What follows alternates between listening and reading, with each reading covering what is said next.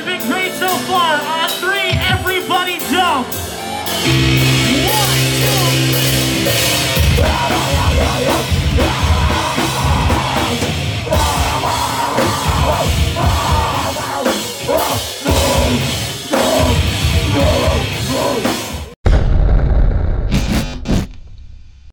Hi, I'm Jack with Midlands Whatever's Radio, and I'm here with, I set my friends on fire. Want to introduce yourselves? I'm Nathan. I play guitar. It's like half English. I'm Matt. I play vocals, I think. You play the vocals, yeah? Play them. So what's it like being back in the UK for you guys then? Way better than it was last time, for sure. It's still a little, no, it's a lot stressful. It's stressful as fuck, but it's still better than the last time. Yeah, getting overseas is always like really hard just because you have to fly with so much shit, especially this tour because we were supporting, and technically on support tours, like, people aren't as like open with letting you borrow shit, so normally you have to bring your own shit. So we had to bring a lot of stuff overseas, but now that we're here, there's definitely a lot of stress off us, for sure. Like, getting here was definitely the more stressful part, but all the shows that we played so far have been great. Tonight's looking awesome. And honestly, I think after the last time we were in the UK, I didn't think that we were going to get a chance to come back, so really? We're super, super excited to be here. That's sick, man. So, for those who might not know who you are, so how would you describe your sound? I described it the other day in the airport as Lady Gaga getting run over by a truck. You can call it that if you want. I mean, I guess. It's,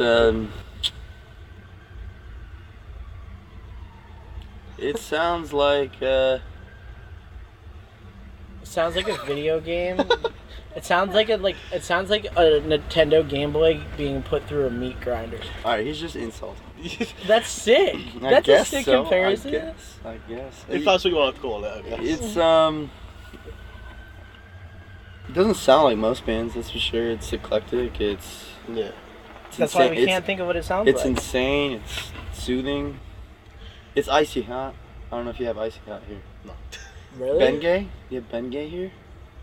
It's like that cream you put on your skin and then it's hot and then cold. I know the kind of stuff you're on about, but no idea what that's called. Like. It's one of those creams. You know what I'm saying? Okay, alright, cool. So, what made you start the band back in the late noughties then? Like, how did you find this sound? Because it is quite a unique. Well, to be honest with you, I was in a band before this sound, not really anything like it, but when we stopped that band, which was called We Are the Cavalry, not the Cavalry Kids. Despite contrary belief. We just like set boundaries in the very beginning, and we said that we weren't gonna stick to any limits. We're gonna have no limits on the band. So I guess with that in mind, as we started writing stuff, it just came out that way because we knew we didn't have any boundaries on it. Just write whatever we want. So you know it's been like 10 years since You Can't Spell Slaughter came out. Mm-hmm. Is there anything you would change about it if you went back at all? If you could do differently about that album? To be honest with you, no. I know one thing. It's a pretty solid album. I know one thing you changed. Well, one thing. How they spelled your name in the lyric booklet. How to spell? Yeah, mess it up. Yo, Matt secretly changed his name in the midst of his career, and nobody noticed. It was only one letter, that's why. Ah, okay. But nobody noticed. Like, it's in if you own Slaughter and you own Astral, go look at his last name. It's spelled differently. Okay, a little Easter egg there for the people. Mm-hmm. So, Caterpillar Sex, what's going on with that album? It's like that. It's like the Carter 5, you know, Lil Wayne. Yeah. It's taken forever like that, even though it's not out yet. You know what I'm saying?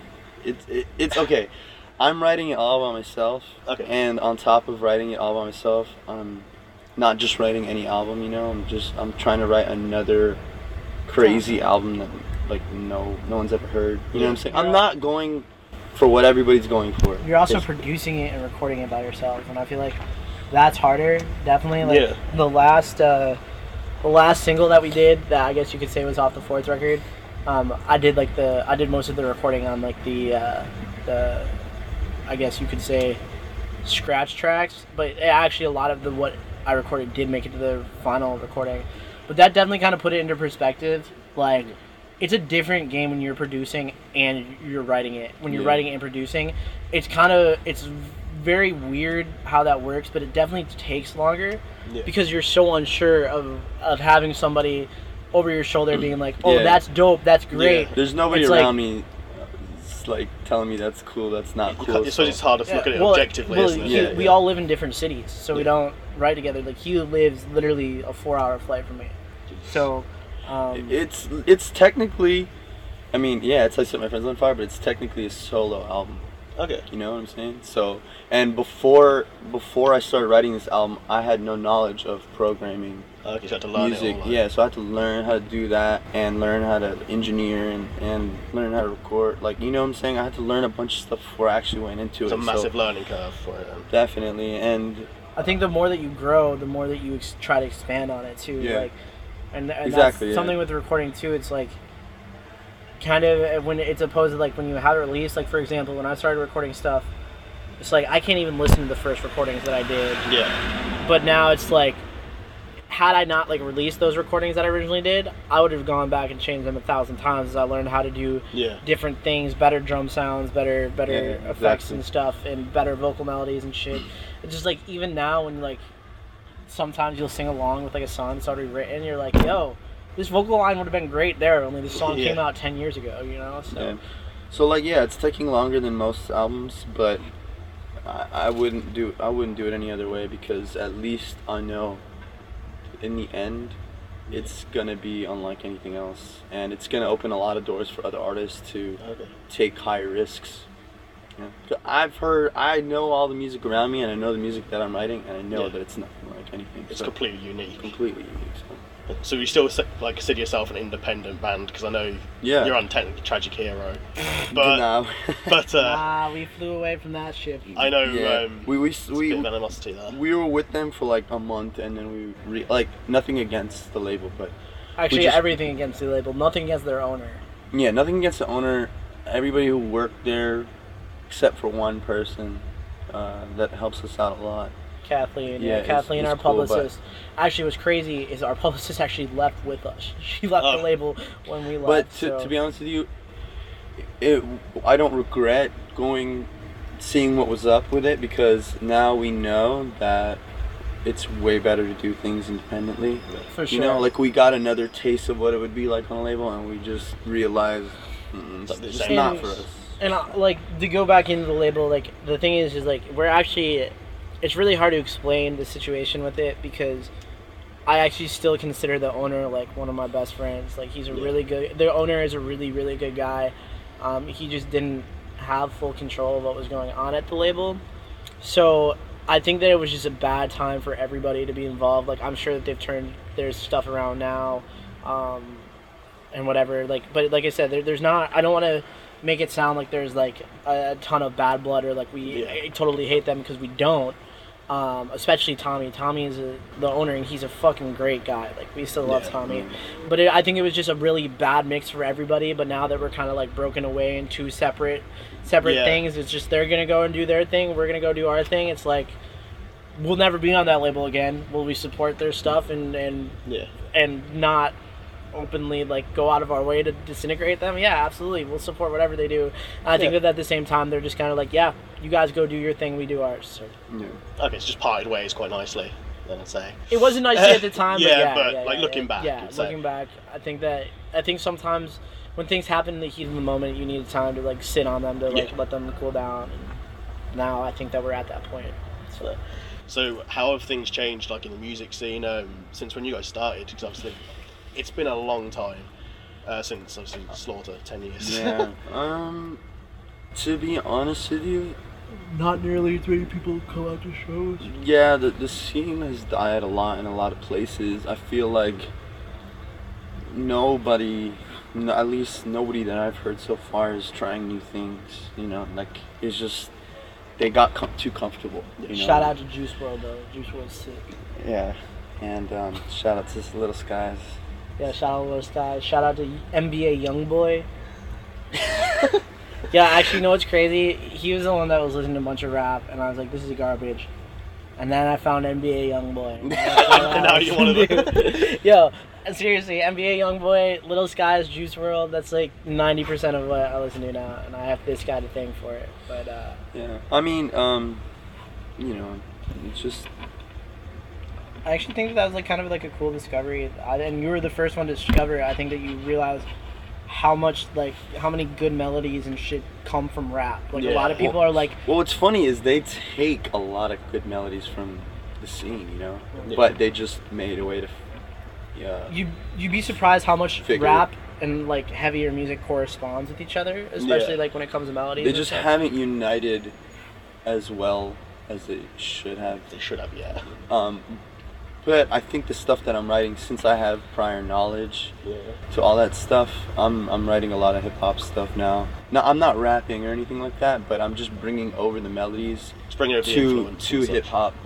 You know what I'm saying? It's like even if you sorry not to cut you off, but even if you look at like rappers now, a lot of rappers have like this background of artists that they listen to that are in our realm. It's like I feel like the rap genre is trying to bring rock into the world, and my rock genre is trying to bring rap into the rock world properly. You know what I'm saying? Yeah. Because nobody, to me, in my eyes, there's nobody mixing hip hop and rock properly right now, or at least not cheesy. You know what I'm saying? Yeah, it's rare. I feel like it's all kind of. I feel like the bands that are doing it have done it kind of repetitively. And I mean, it worked for some people, but it's like, it hasn't been, I think that there's a few bands, I can't think of any off the top of my head, but there's a few bands that like stand out that have done it well, but nothing that's like, oh my god, I need to listen to this, and I mean, hopefully that'll change over time. Yeah, that'll change pretty soon. Maybe one day. So, do you feel like there'll be a resurgence of this kind of genre again? Like, you know, sort of pop music's gone back to the 80s, 90s. I think there is. I think there is actually going on right now. I think with all these rappers that are coming up with these post-hardcore backgrounds and shit. Like, I mean, Little Skies just posts videos listening to us all the time, which is really bizarre. The only thing, though, is if you didn't start off mixing those two genres together, then you can't do it now. Like, if you're a band right now, like... If you're Devil Wears Prada, or your Senses Fail, or your Silverstein, or your Day to Remember, you can't just start writing hip-hop music, you know what I'm saying? Like, since we kind of started off with a couple songs when we first started like that, and it's alright for us to do. We have the pass. Yeah. Yeah, I think that you built yourself like a good exit plan from multiple genres, which I think what a lot of bands... They get stuck with one genre. They can't exit without somebody saying like, or without changing the band themselves, you know. And I mean, it's not the same band, but the thing is like, since there are rap elements and there's that electronic element and the original Ismfoff stuff, that was kind of the exit plan to branch into more stuff, and that gave me like a lot of respect for a lot of different bands that did the same thing, like built themselves an exit plan into something bigger, because nothing lasts forever. It's like, dude, I think Bring Me the Horizon, I think that they did a really good job of that. They were a super heavy band, but they built themselves an exit plan. Lucky. Yeah, they somehow got lucky and did it progressive. Like, they slowly worked their way into that. Yeah. There's so many bands that are like started off like this and are growing in their different directions. But I mean, at the same time, I think that's one of the reasons why our comeback worked. I guess worked per se, you could say.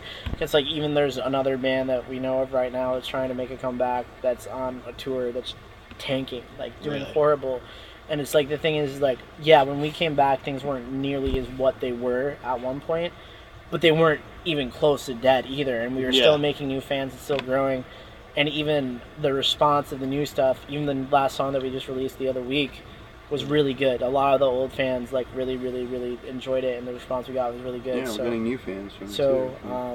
I think that's really cool that it's not unheard of. People aren't like, oh my god, this is what Ismfoff's doing now. They're Matt built this as something that's always doing weird experimental shit, always branching out, so it's not something that people don't expect from us, which is we still stick to the roots, which is cool. Like, we don't completely throw away the roots. You know? Absolutely. And what was I gonna say?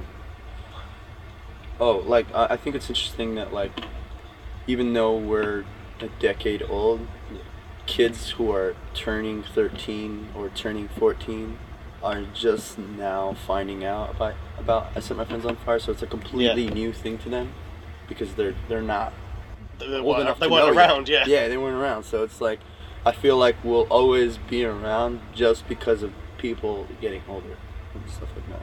It's always nice that the new fans will still be coming then. Definitely, yeah. So, any final words you'd like to say to the fans that isn't drink water? Oh, you saw it last I time. am sorry. Alright, drink water. Drink Kratom if you take hardcore drugs. Throw those away and drink Kratom. Kratom's will save your life. It's green. It looks like mud. It's that new lean. It's that new mud. You know what I'm saying? And drink what water. else? Stay hydrated. Eat your fruits. Be original. I've been eating really shitty this tour, like really shit, and I need to take my own advice and eat more fruit. Yeah, but fruit and vegetables good. Don't eat cheese if you don't work out. You know what I'm saying? Stay posted on new stuff. Thanks for sticking with us. I know that we've had like definitely a weird few years and toured off the same music for a little bit and released songs pretty far in between, but people have really stuck with us and really given us the chance. So we really, really appreciate that, and we hope that the records that come out are worth it to everybody, and we appreciate anybody we see on the road, and it's definitely cool. I think that there was a part of us a couple years ago that weren't sure if we were going to make it to 2017. So I guess another final thought would be just keep trying. Yeah, if you feel sure. like giving up, just keep going. Like I said, the last time we were in the UK, we definitely, there was a time that we were probably like, yo, this might be it, you know. So we're back here 3 years later, and even though there's constant shit getting in our way, just can't give up. you just keep rolling. Drink water. Have a good night. Where I set my friends on fire. Thanks for checking us out. Peace. Bye-bye. I've been Jack Miller's Words Radio, and I've set my friends on fire. Cheers.